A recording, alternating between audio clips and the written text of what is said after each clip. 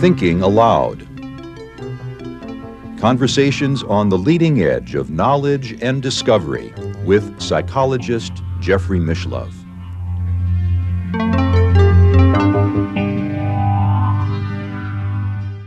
Hello, I'm Jeffrey Mishlove, and today I'd like to talk about the art of dying.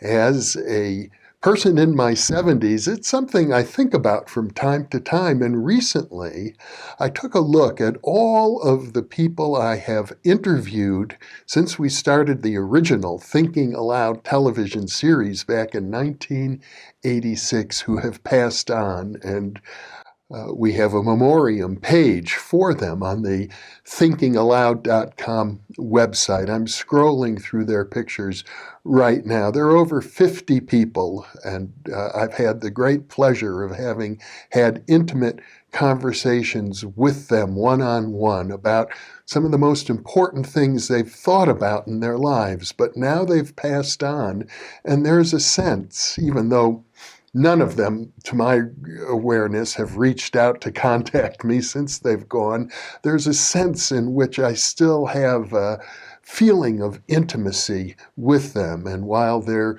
no longer alive here on planet Earth, I feel their presence and their vitality still.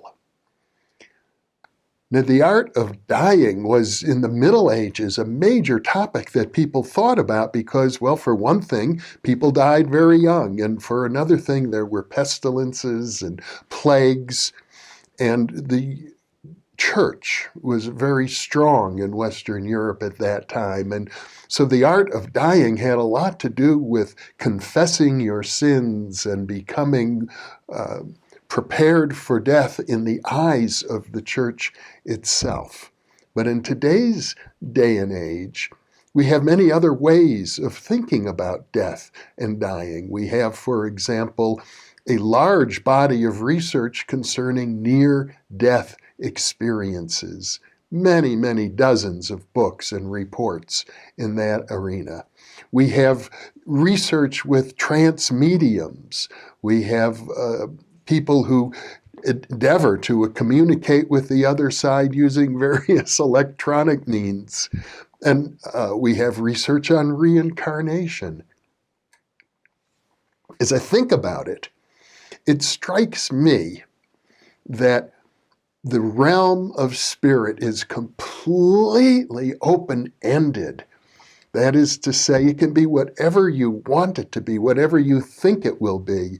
Perhaps if you're prepared, you'll reach the highest heaven of the highest deity and merge with the divine itself. Or perhaps you'll hang around and haunt some familiar location, maybe a bar where you enjoyed whiskey and cigars. Or maybe you'll decide to be reincarnated, or maybe you will become a bird and enjoy nature, or visit other planets, or live in the land of 10,000 Buddhas. The possibilities are almost endless, but preparation may be important, because if we die without any preparation for that grand initiation that awaits us, what is likely to become of us?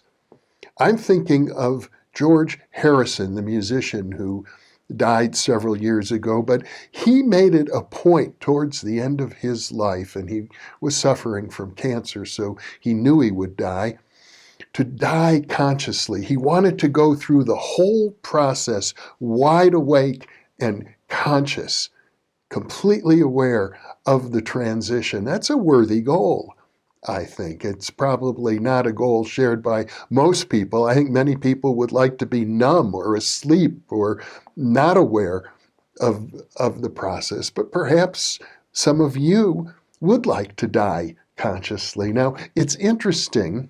In George Harrison's case, he was attacked by a burglar, someone who broke into his estate and tried to kill him. And actually, almost succeeded. He was taken to the hospital with severe injuries, and his big regret at the time was because he had been traumatized that he wouldn't be able to die consciously. And that accident or injury probably accelerated his death, but eventually he died peacefully under hospice circumstances, and his wife Olivia, who was there at the time, remarked that the room glowed. It was as if, she said, if you had been there with a camera, you would have seen the light. It was palpable. It was visible. That reminds me a little bit of the death of my close mentor and friend Arthur M. Young, of whom I've spoken in a previous segment of InPresence. When he died, there was a double rainbow around the sun in the San Francisco Bay Area where he lived. In fact, it was so unusual that it was photographed and reported in the newspaper. And it gave me a sense, having known him personally, that he had ascended into the heavens. I have a few other images I want to share with you regarding death. Here, we're looking at a painting by Malsby Kimball, former president of the Anthroposophical Association of America, the organization originally founded by the Austrian mystic Rudolf Steiner. It's called Master and Disciples, and it suggests that on the astral plane, which would be the hyperspace dimension in which the departed can exist, that the possibility for spiritual growth and continuation of individual identity occurs there, just as it might occur here on Earth, although I should think it would be very different on the astral plane.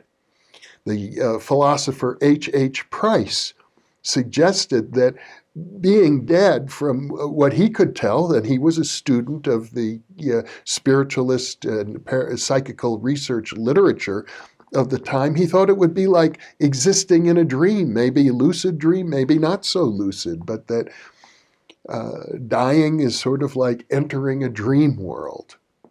I'd also like to share with you this illustration from the Egyptian Book of the Dead, where you see the deceased is having his heart weighed. There's a judgment, in other words, which is common to many, many traditions around the world, a judgment. And in this case, the heart is weighed against a feather, the feather of Ma'at, or the feather of truth.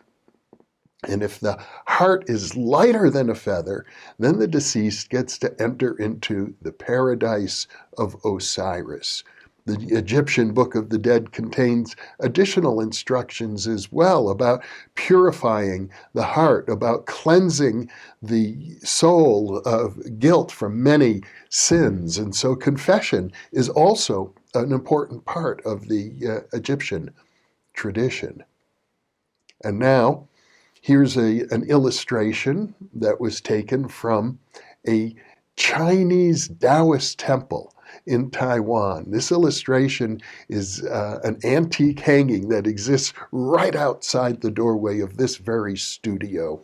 So all of my guests here, now that we've relocated to Albuquerque, pass by this temple hanging as they come in to be interviewed. And once again, you see a judgment, and you see the judge deciding what will be the future for the people who are deceased. They're wearing little hats, almost like in Disneyland, Mickey Mouse hats. But the people who are cruel to animals, you'll see, go into a realm where they have to carry animals on their shoulders. So it's a very common image, the idea of judgment and karma, that whatever you did in your past life, you will have to be accountable for. In the near-death literature, there's quite a bit that's talked about in terms of past life review. In other words, once you're deceased, your entire life, moment by moment, instant by instant, in full vividness, passes in front of you. You feel the pain that other people experienced because of your actions, and you feel the pleasure other people experience because of you. In Earth time, this can happen in a few moments, but actually, while you're experiencing it in the out-of-body or near-death state, it may seem like a lifetime. It's so vivid and so real. Time is quite different in I guess you could call it the realm of eternity.